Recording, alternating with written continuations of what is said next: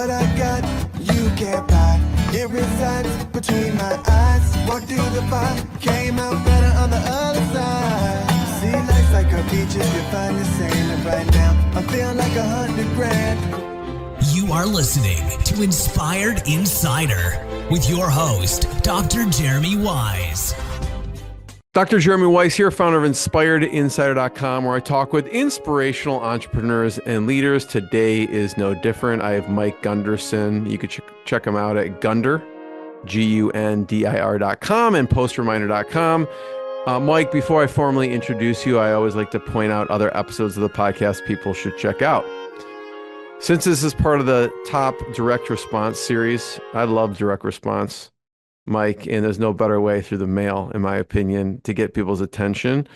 And so some of the interviews in that category, I had the infomercial king. People have seen Ron Popeil on the podcast. That's, you know who I'm talking about, right? Oh, yeah. Okay. He's a legend, right? Oh, yeah. Yeah, he's amazing. But wait, there's more. I think he came up with that phrase. I had Carlene Anglade Cole. Life as a 50-year-old white male.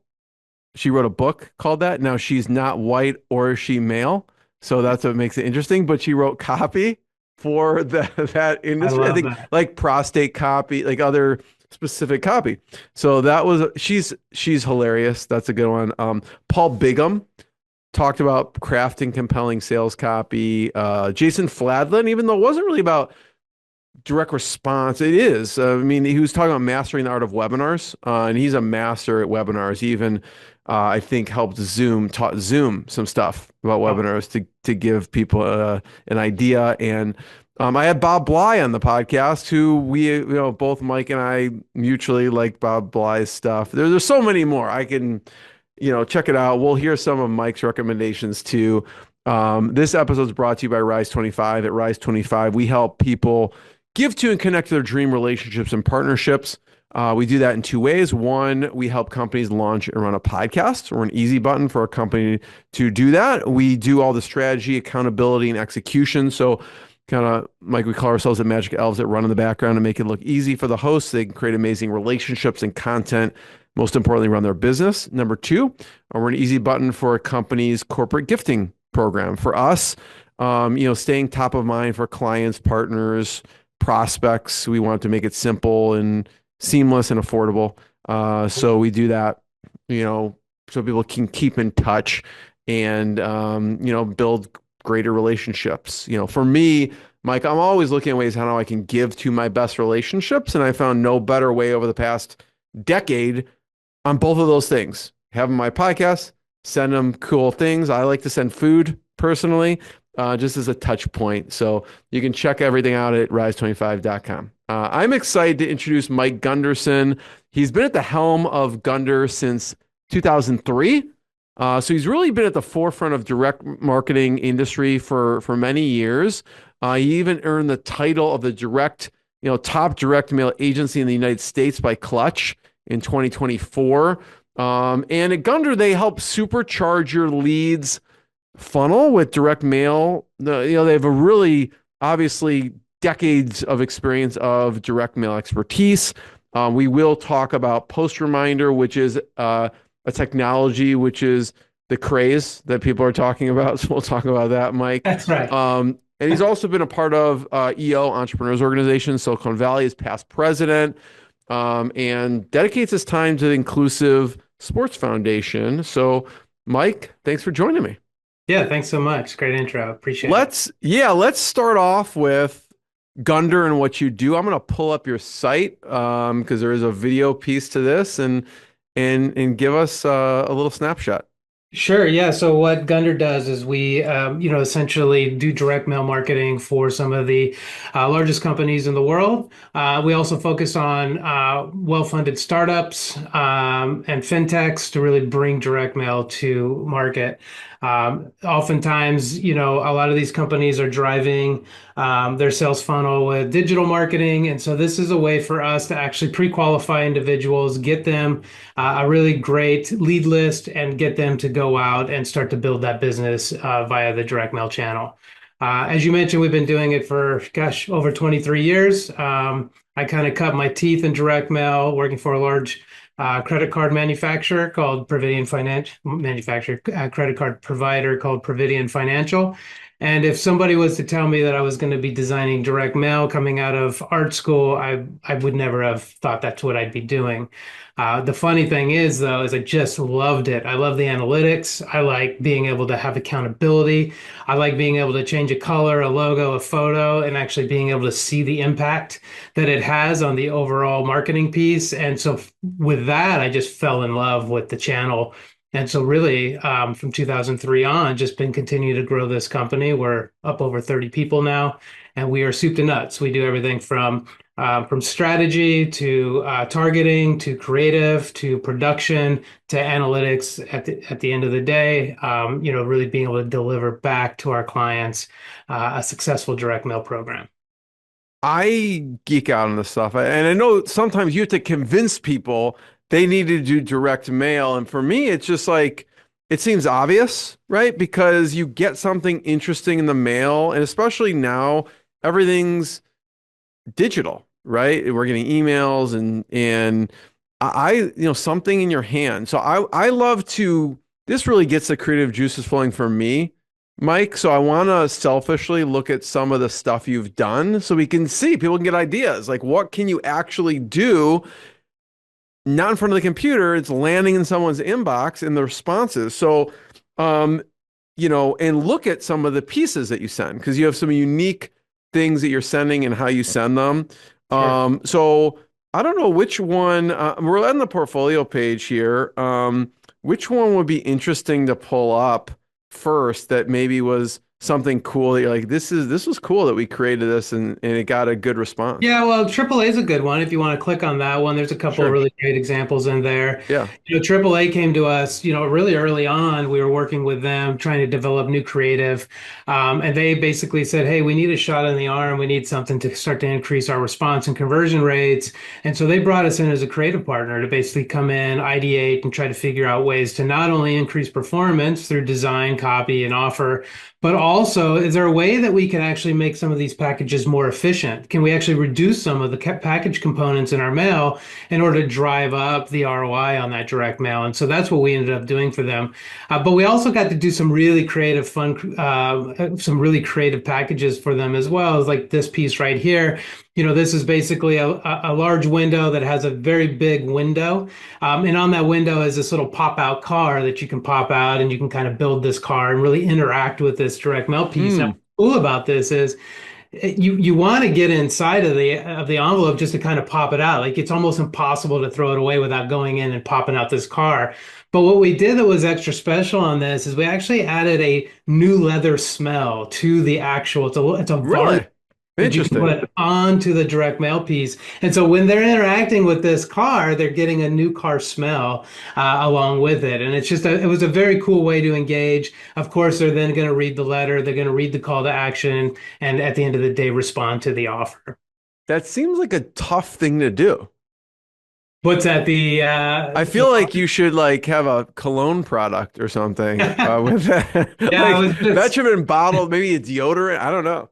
I was just on a webinar with a company called Centisphere, and what they do is they do this. They have these really great varnishes that you can add right to your direct mail pieces. So if you want something that smells like flowers for Mother's Day, or if you want something that smells like apple pie for a Thanksgiving Day promotion, you can do that with them. And they have just a really cool process where they'll actually send you samples, so you can kind of go through all the That's different incredible. scents. Yeah, it's amazing.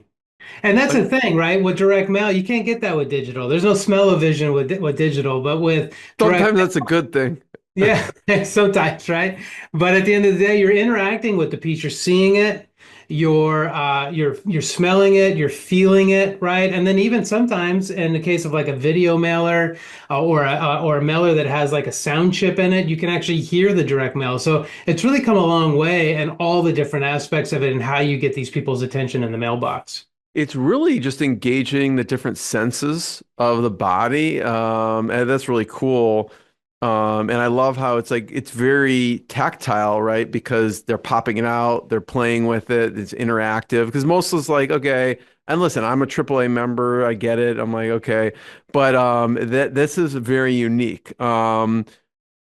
I want to get to some other examples, but what are some of the crazy things when you think of over the years that you, whatever the response is, but crazy things that you sent or maybe received Yeah, in the well, mail? going from because so we are a direct mail agency, so oftentimes printers want to get our attention, right? They want to try to figure out how do I get their attention so we can get some of their business. And I had one guy send me, I mean, they'd send me all kinds of crazy stuff, but I remember getting a full hockey stick in the mail. So it was literally he mailed the whole hockey stick in the mail with a label. It came as a hockey stick.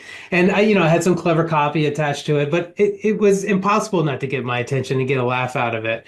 I just got something from American Express. They just sent me a little tiny monitor that's basically an add-on monitor from HP, basically thanking me for my business for being a platinum customer, and literally sent me this dimensional box. You pull it out, it's got a second monitor, and basically said it's just a gift. Like it's just thanks for being our customer for over 10 years. And so doing things like that, you had mentioned gifting. I mean, it's so powerful because really, okay, here's an email. Maybe even you're giving somebody, say like a gift card through Amazon. Okay, those are all really great, and yes, they'll thank you, and they're like, well, that's really special. But when you're sending things like specialized or personalized cookies in the mail, or like right now, we're sending, you can go on our website and request this book right now. It's getting that physical aspect, right to that consumer and getting them to engage with your product or your brand in a different way. You just sometimes can't get that through on an email or a social media ad. Totally. Yeah, the hockey stick, that you're gonna open it. I mean, whatever you do with it, but you are gonna be like, what is this Yeah. thing?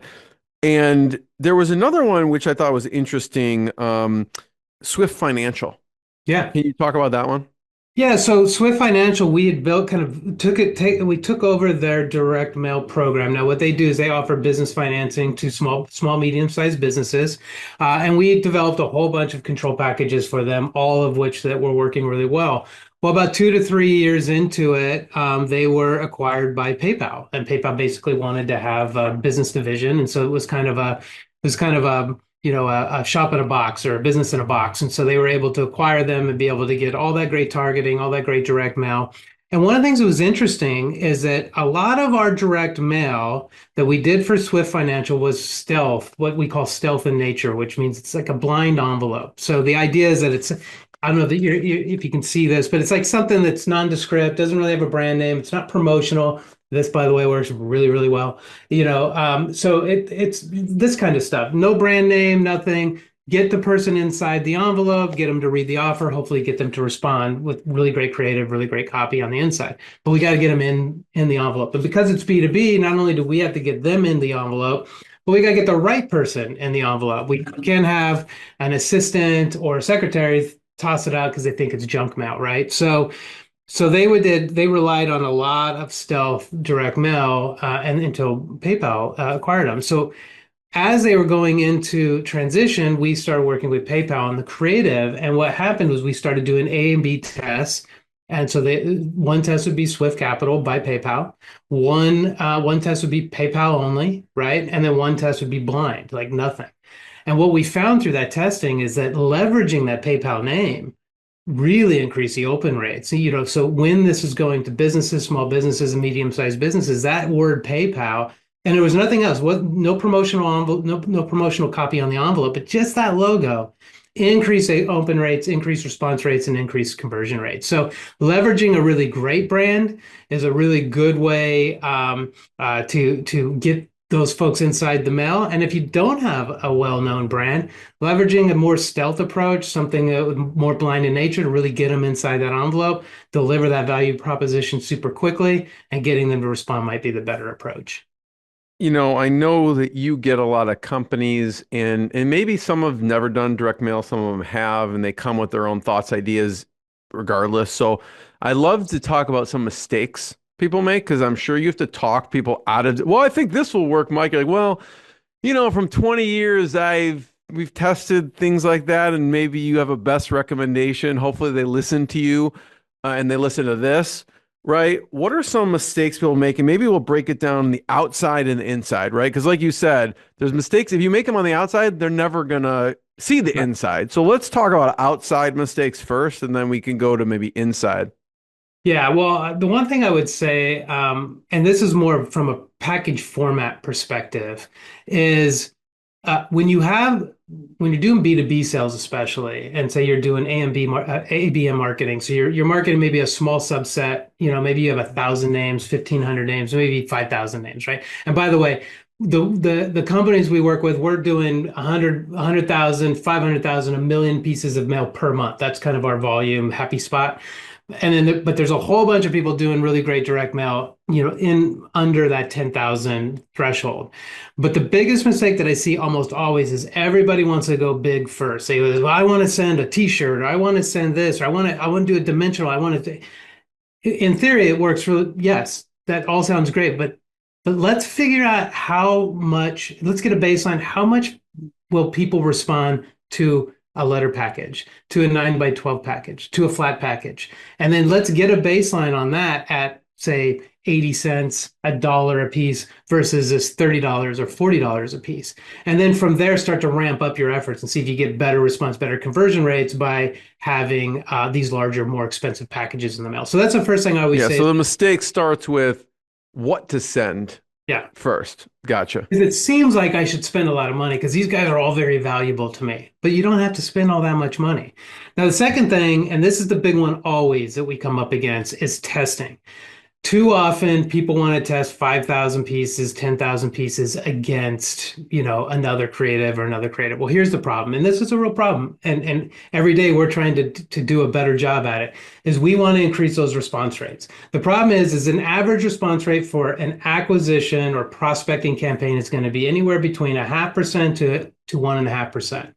So that means out of 100 pieces, one and a half people are going to respond, right? So when you take the folks that respond and then you track them all the way through conversion, you just simply don't have enough volume to make a decision on what a winner is. So if you have a small volume, and that's probably even a good response rate, right? I mean, 1.5% is a great response rate, especially for B2B. Yeah. And which is another reason why you want to make sure you're testing into those lower cost packages, because you want to be able to get more mail out there. And now the trick is, okay, well, if it is a smaller volume, and let's say that that lower cost package doesn't work, should I then go to a more expensive package? Yes, absolutely. But just don't do it the first time. Like, just try to get the low-hanging fruit and see who says, this is a really great product, this is a really great brand, this is something that my company needs, the targeting is on point, let's go ahead and do business together. And let's do that for $1 a piece versus $30 a piece and just see where does that land. Now, you might not get anything, and that's okay. Then you can ramp it up and just kind of keep testing up. And on those smaller volumes, don't A/B test. It's impossible. You're never going to be able to read the results on that. So just send out one mailer 1 month, send out another mailer the next month. Test into remail strategies. So test, remailing the same person twice, 3 times, 4 times until they raise their hand. So there's a bunch of different testing you can do that doesn't require large volumes, but you'll still be able to learn a lot from. Okay. So sending, what to send. What about on the outside? The outside. What mistakes people make. Yeah. Being promotional, man. I hate to say it. And I love to say that the design is the ruler of all, and that's what's going to get people inside the envelope. But ultimately, in our experience, especially with a lot of the brands that we work with, it's really about getting them inside that envelope. So if you're doing a postcard or a self-mailer, that's like a double postcard that folds, be promotional. If you have a very visual brand, if it's retail, if it's something that's easy to understand, or you have a really great offer, promotional works all day, every day, right? And especially when you pair that to a really well-targeted list. I'm going to pull up ZipRecruiter for a second, because it looks like that's a good example. There's some good ones here. ZipRecruiter does a nice job of not only being promotional, but also being stealth. So we've done so much testing with them that we've been able to kind of say, okay, well, stealth works for maybe this cohort, but maybe more promotional works for this cohort. I think currently their control package is like an invitation package. It's a It's a 5 by 9 inch package. It usually got some really nice gold foil on it or something like this, and it gets a very good response rate and drives more people to convert. But we've tested like this is kind of a mix. It does have promotional copy, so it's technically considered a promotional envelope, but it's stayed. It's not overly designed. And if you click right, you'll see there's a couple of other packages. Yeah, just click right on those And arrows. by the way, if you're listening to the audio, we're looking at ZipRecruiter, and you can see on the outside of the envelope, well, there's a bunch here, but let me go back to the first one for a second. Um, I lost it. Oh, it says post jobs for free, Yeah. right, on here. And so we'll go to a couple of these other ones because I like the one where you're actually have to open it up, you know. Yeah. So we'll go to that one too.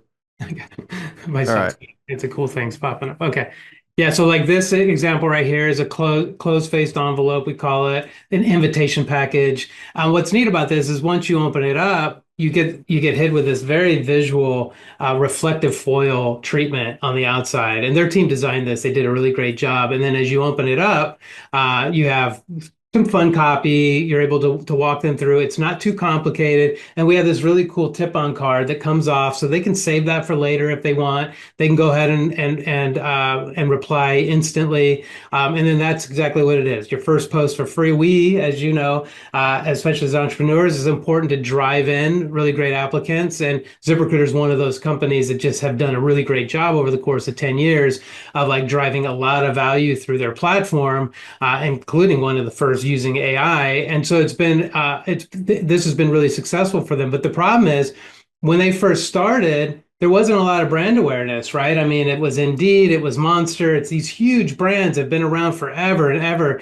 And how do these guys break through? And so what we did was we found the prospects for them. So we brought the brand to the prospects, not the other way around. If they were to just pump and pay for pay-per-click, they would probably get drowned on the response on that because they're just going to get outbid all the time. So by having a strategy to go after the customers themselves and bring the awareness to the customer, that's where direct mail became very Yeah. successful for them.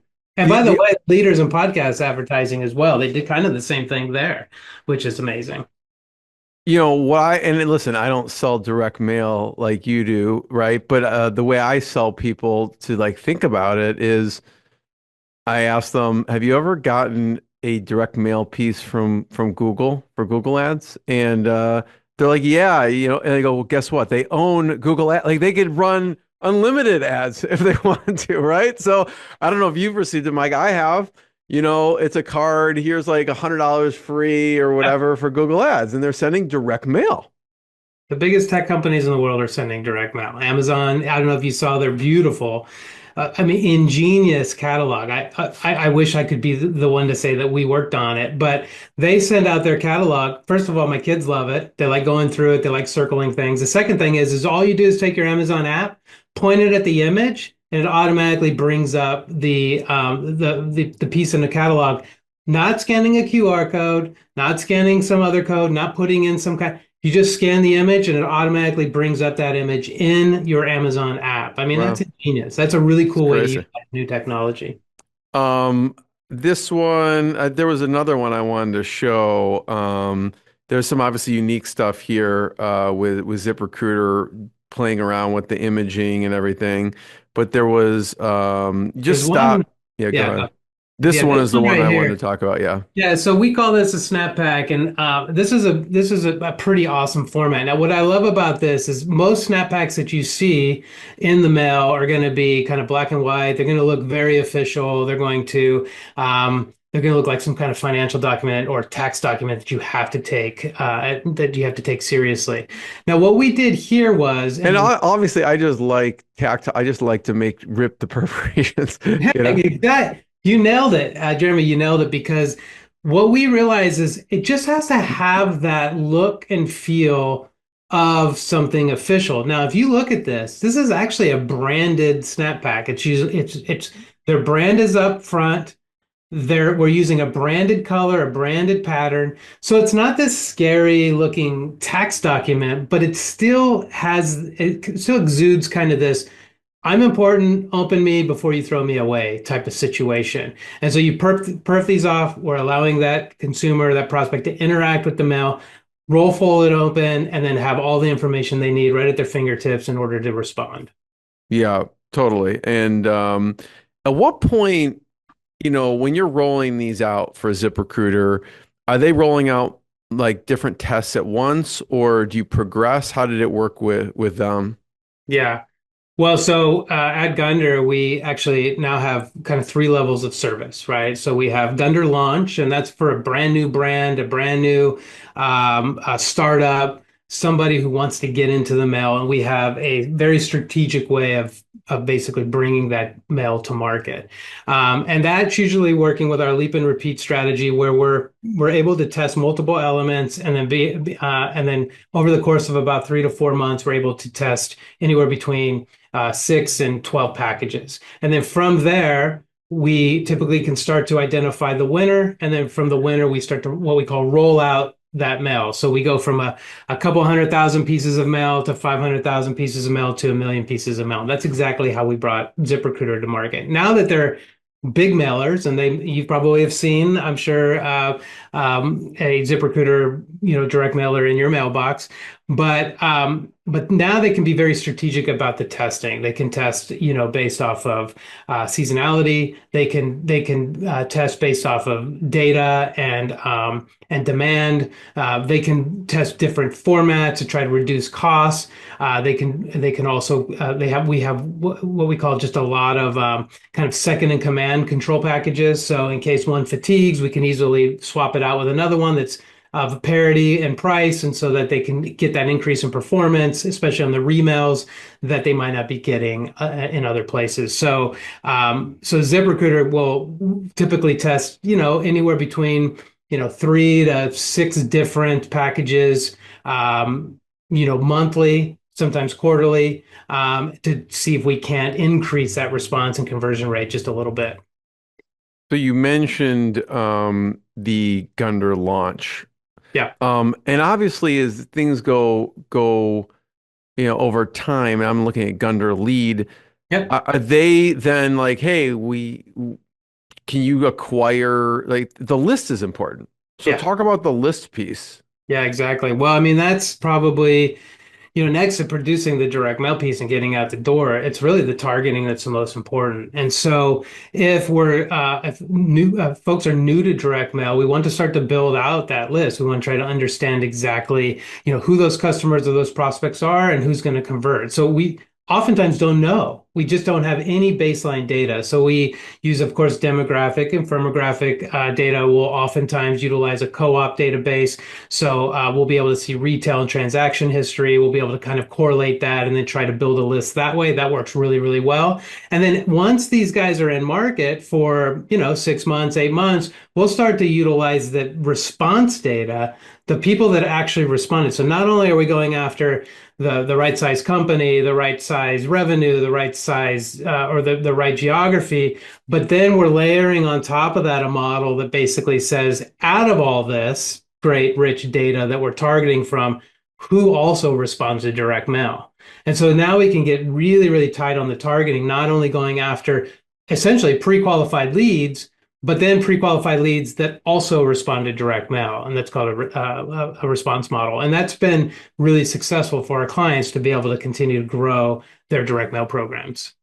I remember Mike, and I don't know if it's a tribute, but I attribute it to I don't know if you know Brian Kurtz. I think he's sent over 2 billion pieces of direct mail. He worked for a boardroom, and they were a $150 million company. And he said, Jeremy, Facebook didn't invent lookalike audiences, right? Like, really, it started with direct mail, like you're Yeah. saying, and figuring out who's likely to buy, and then replicate those people with targeted lists, right? Yeah, that's 100%. I mean, and there's so many levers within building out a direct mail program. I mean, there is the creative aspect and the offer and the messaging and the copy. That's all super important. And that alone can be a lever, right?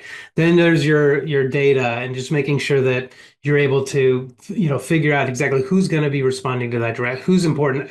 I was at a mixer just a couple weeks ago, and somebody said, "Well, what do you do?" I said, "Well, we have a direct mail marketing agency," and they go, "Oh, you're the junk mail guys. You send me all this junk mail," and I go, "No." You do probably get junk mail, but we're not the junk mail guys. We don't do that. Everything we send you, there's a very high likelihood you need or may want at some point. Like we're very, very strategic about who we're sending the mail to. Now, not everybody's going to respond to it. As I mentioned, you're looking at 0.5% to 1.5%, but the mail that we're sending you is relevant. We promise. We put a lot of work and effort into making sure that if we're delivering that piece of mail to you, there's a high likelihood that you should be, hopefully should be interested in responding to it. And so and when I say that, they always say, okay, well, and they, I think they feel a little bit better about it. We're not spamming them ultimately, but that's not to say that you don't get direct mail that's spam. There is a spray and pray method to everything with a lot of companies, but we do, at least here at the agency, let's make sure who we're sending this mail is relevant and that they're at least going to be interested in opening it or interacting with that brand or service. Is it difficult, Mike, to scale this up? Right? Like if you find this, okay, this is the perfect ideal person, you form a list, then you're sending a lot of mail. Like if they're saying hundreds of thousands a month potentially Millions a month. or more, right? How do you find big enough lists for this stuff? Well, so part of us bringing on new clients, that is a criteria for us because we do work in the large volume direct mail space. Okay, so as I mentioned, we're not doing ABM marketing to 500, clients that you really want to get in front of. There's companies out there, Sendoso. It sounds like you guys do that. There's companies out there that do a really For good people who job. know that's account-based marketing, so you're really just targeting really very small numbers of niche clients. I mean, a lot of the things are small compared to what you're sending, Mike, but yeah. Exactly. And so, what's beautiful about our approach and our method is once we find out that winning combination of list, creative, and format, we're able to scale that with amazing accuracy. And one of the criteria of bringing on a client here is we do want to make sure there's a universe for it, right? So we want to make sure that if it's a ZipRecruiter, if it's a AAA, if it's a SoFi, if it's a Figure, it's a product or service that lends their services to a lot of different people. And so that's how we're able to scale. And then yes, when you're building models, you are going to get a degradation as you start to increase your volume. And so it's up to us to continue to refine those models, make sure that the crate is fresh, making sure that the offer is something that's interesting to get people to respond. And then what's great is you can start to see that really consistent, you know, performance as you start to scale. You shouldn't see too much degradation on that. Now, there will be a point where your cost per piece goes down and everything kind of like levels out. It's usually about 1 to 1.5 million pieces, at least in our world, to where you really do have to push harder in order to make sure that you're getting those people to respond. But what's beautiful about direct mail, and unlike pay-per-click or other digital services, is as we start to scale, so we go from 100,000 to 200,000 to 500,000 to a million pieces, we're actually our costs to deliver go way down up to, between 20 and 35% as you start to scale. And you just don't get that. If you're doing that in pay-per-click, you're starting to bid against bigger players. Everything gets more and more expensive as you scale. This actually gets cheaper and cheaper as you scale, which is a huge benefit to the folks that market with direct mail. So, we talked about the package itself. We talked about the list being important. We talked about even the outside of the package, and we showed some stuff on the inside, but I want to go a little bit deeper on the inside because there's a lot of pieces on the inside, like the messaging, the copy, the offer, and maybe let's talk about the offer for a second. You have a really cool, and people want to check it out. You can go to Gundir.com and they have if you go under portfolio creative library, We're going to pull a couple of these up here. It'll be fun. So on the inside, I don't know if there's any interesting one that we should pull up. You have a lot of companies here that be from the inside part. We can look at maybe the offer and the copy. Yeah, you could go to the Dish. Dish, I think, has a couple of like gift card offers in there that are Oh, interesting. cool. Okay. Yeah, I mean, the offer is key, right? Because if we're spending the money and we're trying to get people to respond on these packages, you know, it's important to have a good offer. Now, free service is not really an offer. It does get people to respond, but really what we want is an offer on top of an offer, if that makes sense. We want them to respond to this direct mail package. So that means that these are not offers that are meant for everybody. Sally, who lives in California, might get a $150 offer, but Max in Arizona might get a $200 offer. They don't have to be one size fits all. That's what's beautiful is we can actually measure the data, measure the response and the conversion, and we could set an offer that makes the most sense for the type of customer that we're going after. And that's actually kind of a really cool feature that you don't get. It's not like an omni-channel offer where every single channel that you're clicking on gets you that $200 offer. Now, oftentimes that does happen, but we always push our clients to just go a little bit further. Give us a little tiny bit more to put on this direct mail so we can say direct mail exclusive offer. Visit this website, scan this QR code to get this offer. And that's a really, really powerful thing because that helps with our attribution, right? We want to make sure that we get attribution back to the folks that actually receive the direct mail piece. And we don't want them to get this direct mail piece and then 3 days later go into Google and then search up, Dish Network and then just click on that pay-per-click ad, and now we've lost our attribution. Now we'll still get a little bit of that back because we'll do a match back, but we want them to respond with this offer on this URL, on this phone number, or on this QR code. And so offers are super, super important. And I always tell people like, give them something kind of interesting, give them something good. There's so many digital things you can do as well. Like I know with Easy Cater, we do I believe we do an Amazon gift card when they sign up. So there's all kinds of things you can do that really can cost you like no money, where you can offer a better deal on the product or service, or you can offer something a little bit more interesting to maybe the person who's placing the order. So maybe this isn't an offer to the company, but maybe it's an offer to the HR manager that's setting up the meeting for their next catering event, right? So we can make them feel special, entice them to utilize the product, respond to the product, and then once product does its thing, now they're in. They're like, okay, this is a very good product. This is something that we want to utilize moving forward. Yeah, we're looking here at the Easy Cater, and you can see get your $50 Amazon gift card. I remember I had Ben Settle on the podcast. I don't know if you follow his stuff at all, but he's, direct response copywriter. He sends a daily email, and I remember him telling me, Jeremy, if you don't have a PS in your emails or in your copy, like he used some, stronger words, but that's terrible. Like you should always have a PS. They're going to read the PS, and you can see here in this copy, obviously the offer is in the copy twice, but there's a PS here, and that has it in there. And let's talk about the offer, break down the offer, because like obviously you said exclusive helps, really compelling, but there's an expiration. What are some other things that are in the offer that are key that maybe you take for granted, because you do it so much?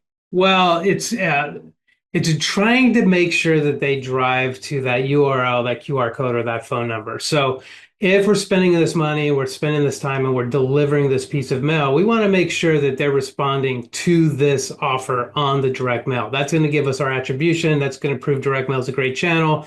And that's going to allow, obviously companies to put more spend against this to drive more leads and more conversions. So it is important to have an expiration date. We don't want people to be getting this offer and just think it's open-ended by having that expiration. It sounds really silly, but having that expiration date really allows them to take action. Now, if you don't have an expiration date, that's fine. Make one. If you don't have an offer, still put an expiration date. You can say something like respond by, May 31st, 2025. You don't have to say to get this offer, just say respond by. Just by putting that in there allows people to say there's a stop date to this, and there's a reason why I need to care about it right now. The other thing for attribution is if you're not using a Pearl or a custom QR code, personalized QR code, having an offer code is a really great way to have attribution back to that direct mail. Just saying, hey, put in this code. And plus, when you put that code, it makes the offer feel like it's more exclusive. I have to have this code in order to take advantage of this offer. So having a code on there, I don't know, but this one has it. I believe we might have, yeah, lunch fell right there. Oh no, I don't know. Maybe this one doesn't have it, but almost all of our direct mail either has a customer code, a unique customer code, an offer code of some sort. And then we've gone so far, if you're a serious direct mailer, it's important to do two There things. is a thing that says easycare.com/vanity. I don't know. That may be a Oh, there you go. custom URL. Yeah. But the two things that you want to make sure, that you're doing is you're collecting address if you're a serious direct mailer. Now, so many startup brands that I work with say that's going to break the conversion cycle. We don't want to put anything more on the landing page than possible. I say, okay. And that is a problem because we can still do a match back if they collect address, but that address is key to attribution back to these direct mailers. The second best thing would be the offer code as long as they're putting it in. And the vanity URL, of course, the vanity phone number, all these things are really great. So making sure that you have that is wonderful. Now, if you don't have all that, almost every intake form that I get or that I respond to has a drop down. It says, "How did you hear about us?" So even if you have that, just add direct mail. If you're doing direct mail, just add direct mail to that. At least you're going to get a little bit of incremental attribution back to the direct mail piece if they are just kind of going through your regular sales funnel.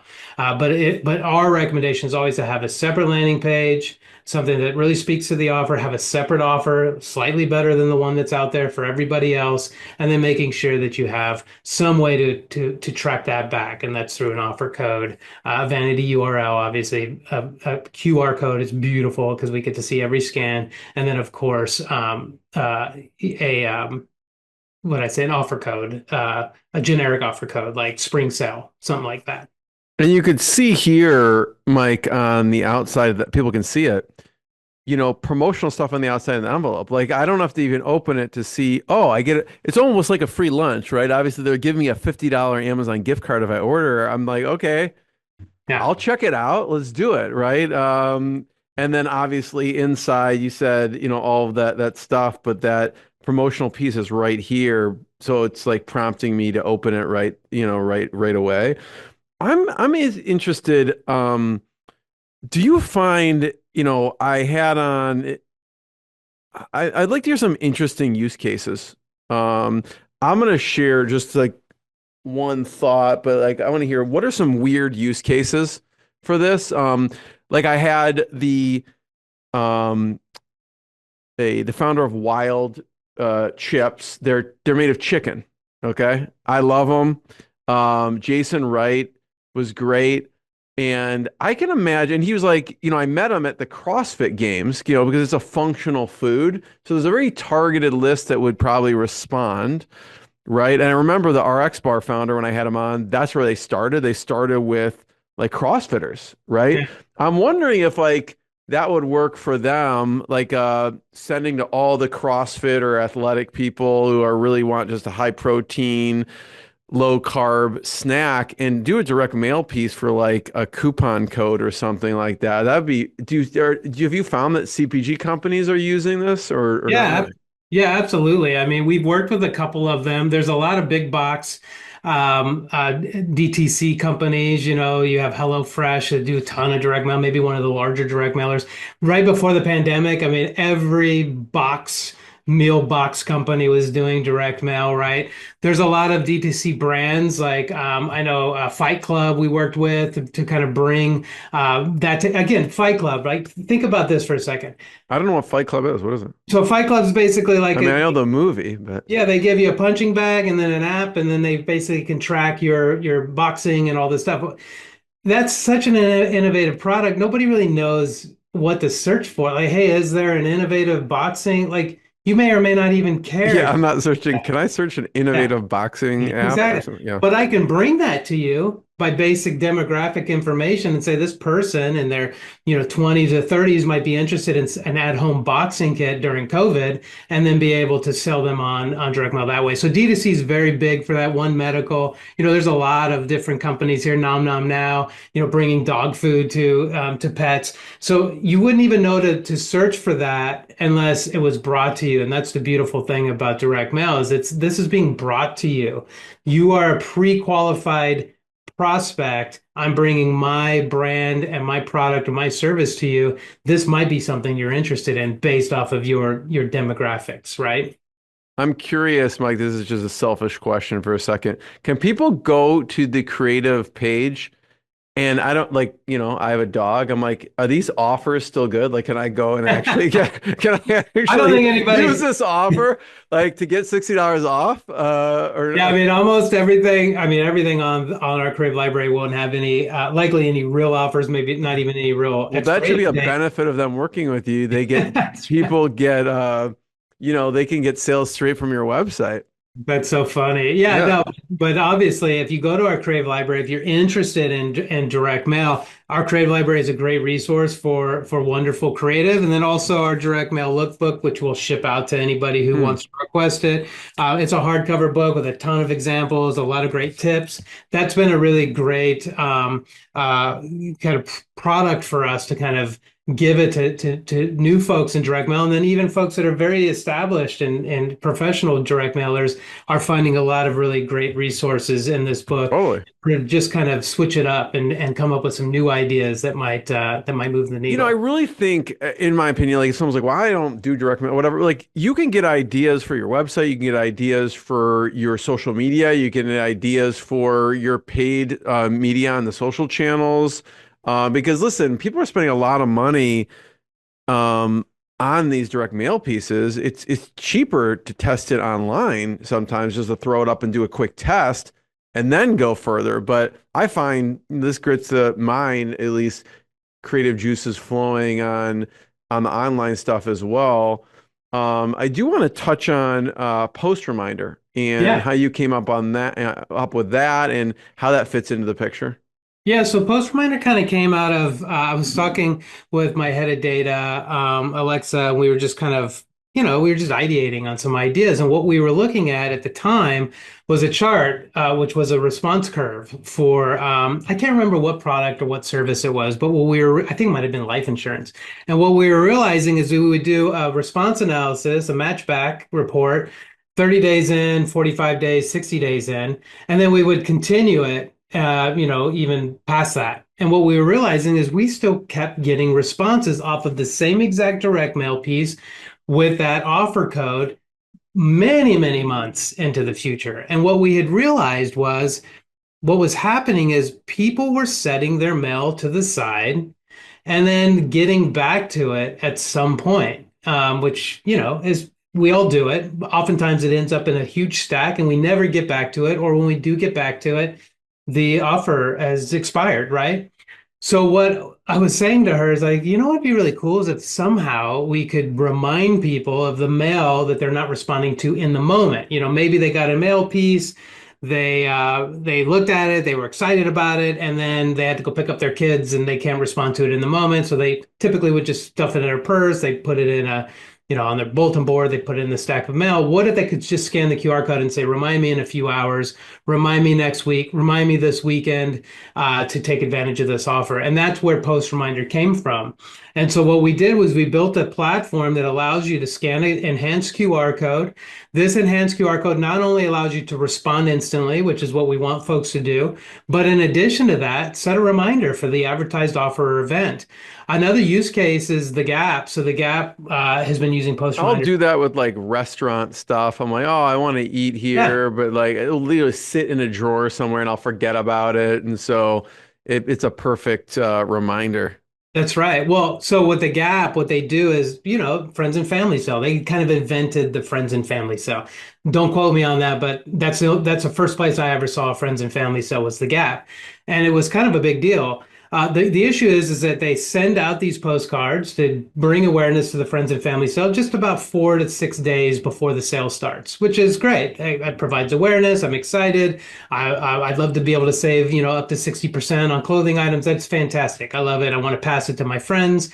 Well, what we did with them is we added our enhanced QR code. And then when those folks got that postcard just a few days before the sale started, they scanned the QR code to set a reminder for the day the sale started.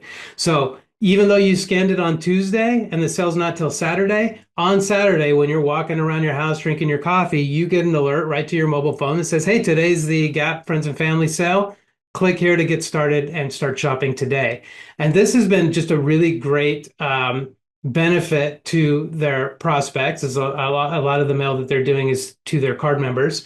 And so they're getting awareness, they're transacting in real time, they're getting a warm up by getting that postcard, and then they're transacting in real time when the sale starts once they get that alert. So that's been another really great use case is when you're trying to promote a sale, when you're trying to promote an event. This is perfect.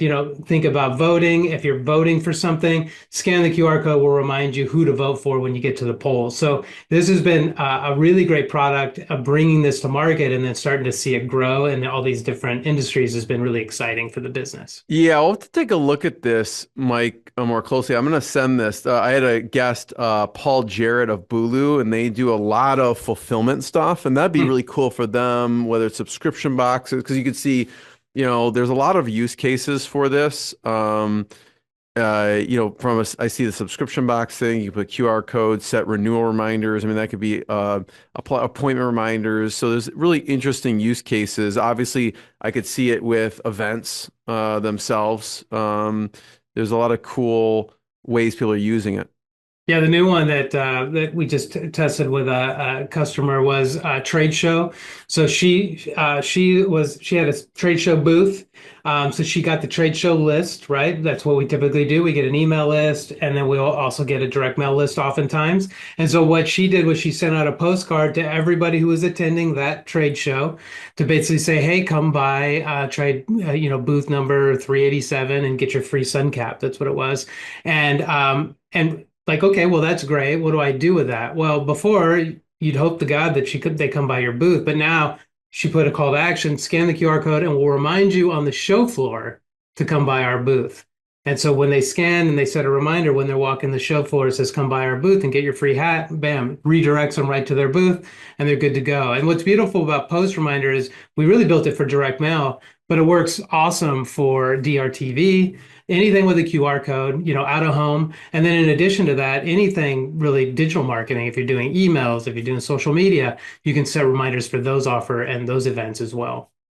Amazing. I have one last question, Mike. You can keep as long or short as you want. I know we're right at the top of the hour, so if you have to go, you keep it short. I'll let you keep talking as long as you want. But I want to talk about mentors and some of the really key mentors for you. And I know EO has been a big part of your journey. It could be distant mentors and EO mentors, meaning the direct mail people, or, so talk about some mentors and some best advice you've gotten. Well, that's fantastic. My first and foremost, my mentor is a guy named Don Capri. He was a excellent copywriter. And when I worked at this large credit card company, he kind of took me under his wing and he kind of taught me everything about direct mail. Now, Don Capri's no longer with us, but I tell you what, that guy's amazing. And so I learned everything from him. He was so excited. He was as excited as I am now about direct mail. And so he was just always an awesome mentor. The other thing that you mentioned was EO. When my business finally hit $1 million, it was me and a studio artist. That's it. And we grew the business, we got it there. And I had a buddy named Jamie Keating who said, hey man, when your business hits this, you have to join EO. It's going to change the trajectory of your business. And he told me this like a year. I think I was at like 500 or 700,000 in sales. And he told me like once it, so I saw him, we're buddies, we rode motorcycles together. And I said, hey man, my business finally hit $1 million a year. And he goes, good, you're coming to an EO event. So we went there and it was really amazing. I met people like Hunter Elkins and a couple other folks, Scott Allison, who was also a mentor of mine, was fantastic. And from the day I signed on the dotted line and joined EO, my entire business trajectory changed. And I'm not just saying that, like it was profoundly different. I didn't go to business school. I was an art major. I knew nothing about hiring anybody, about finances, about KPIs, for the business, financial KPIs. And EO and my forum is I've been in now for 13, almost 14 years. And it has just been an amazing experience. And so from there, I've been able to navigate a lot of different business changes. I've been able to grow my business from 2 people to 30 people. I've been able to grow my revenue from 1 million to 20 million. It's just been a really, really great experience. So I say to anybody out there who thinks they can go alone and do it themselves, there's nothing better than having a peer group like that. Not only for all the stuff you learn and kind of what you learn about yourself and your relationships and everything else, but then also just the events that they put on and the thirst for knowledge and being able to continue to grow yourself and your business. That's just a really great organization. Love it. Mike, yeah, I'm also in EO Chicago. My business partner John Corcoran's in EO San Francisco, so we are huge proponents. And just like you said, I'm in even specific peer groups for different industries too, just because I learned so much. So, first of all, Mike, I want to thank you. Thanks for sharing your journey, your knowledge. It's fascinating. Everyone can check out Gundir, GUNDIR.com. They could also check out PostReminder.com to learn more. And thank you so much. Thanks, Mike. I appreciate it. Thank you, Jeremy. What I got, you can't buy. It resides between my eyes. Walked through the fire, came out better on the other side. See, life's like a beach if you find the sand. And right now, I feel like 100 grand.